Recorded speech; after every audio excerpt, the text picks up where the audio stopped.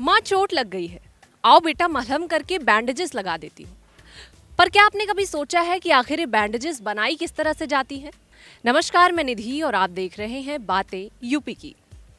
आज हम मुरादाबाद की एक ऐसी जगह पर हैं जिसे काठ कहा जाता है। ये यूपी की एकमात्र ऐसी जगह है जहां पर इन पट्टियों का इतने लार्ज स्केल पर प्रोडक्शन किया जाता है। साथ ही ये भारत की तमिलनाडु के बाद दूसरी ऐसी जगह है जहां पर इन पट्टियों को बनाया जा रहा है। तो आइए चलते हैं और आपको दिखाते हैं कि आखिर ये पट्टियां किस तरह से बनती हैं। हैंडलूम इकाइयों में बने बैंडेज क्लॉथ को कच्चा माल कहा जाता है, जो कि हैंडलूम सोसाइटी या बुनकरों द्वारा तैयार किया जाता है। आमतौर पर बनाए जाने वाले कपड़े में ताना और बाना यानी कि खड़ा और आड़ा धागा टाइट करके बुना जाता है, लेकिन बैंडेज क्लॉथ में ताने बाने की बुनाई में थोड़ी सी जगह छोड़ देते हैं, जिससे ये जाली नुमा या फिर मच्छरदानी नुमा दिखाई पड़ते हैं, जिसे लूज निटन हैंडलूम क्लॉथ भी कहा जाता है। इसके बाद इन पट्टियों की थानों को पानी में धोकर बड़े बड़े खेतों की जमीनों पर कुछ इस तरह से सुखाया जाता है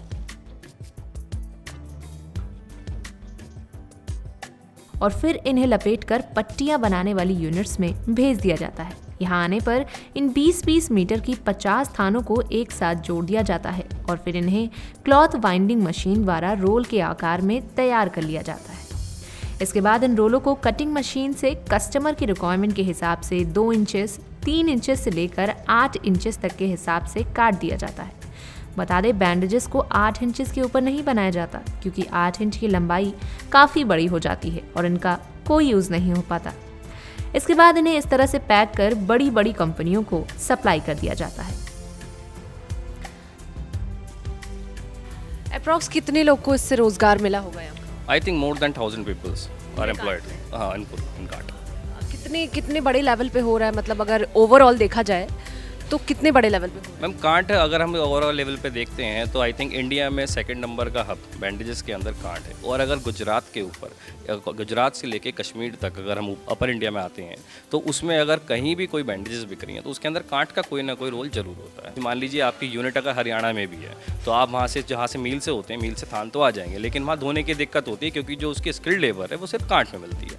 तो वो लोग भी अपना माल कांट भेजते हैं, जिसके फिर वो धुलने के बाद फिर वहाँ से उसके बाद उनके पास भी जाता है। तो अगर गुजरात से ऊपर कहीं भी कोई भी पट्टी बिक रही है तो उसके अंदर कांट का कोई ना कोई रोल जरूर है। ओवरऑल कितने रुपए का टर्नओवर है यहाँ पे मैम 20 से 22-25 यूनिट इस तरह से हैं, सब लोग एम्प्लॉयड हैं उसमें। तो आई थिंक अराउंड 3 से 3.5 करोड़ रुपए पर मंथ का टर्नओवर आराम से हो जाता है पूरे कांट में।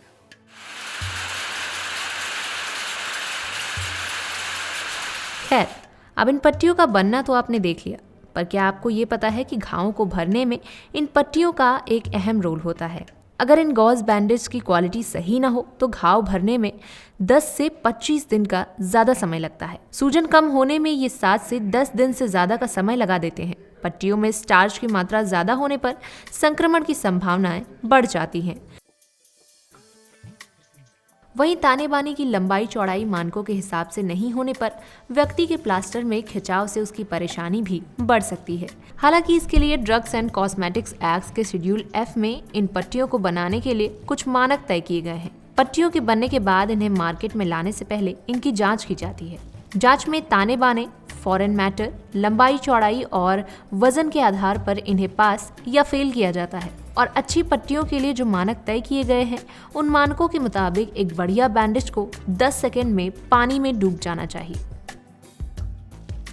तो अभी हम थे मुरादाबाद के काठ में, जहां पर आपने देखा कि ये पट्टियां किस तरह से बनाई जाती हैं।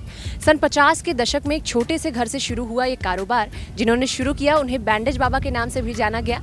आज पूरे मुरादाबाद ही नहीं बल्कि उत्तर प्रदेश की पूरी अर्थव्यवस्था में तकरीबन 100 करोड़ रुपए का योगदान ये कारोबार दे रहा है।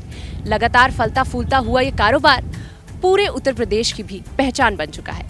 फिर मिलेंगे किसी नए कार्यक्रम के साथ, तब तक के लिए देखते रहें और करते रहें बातें यूपी की।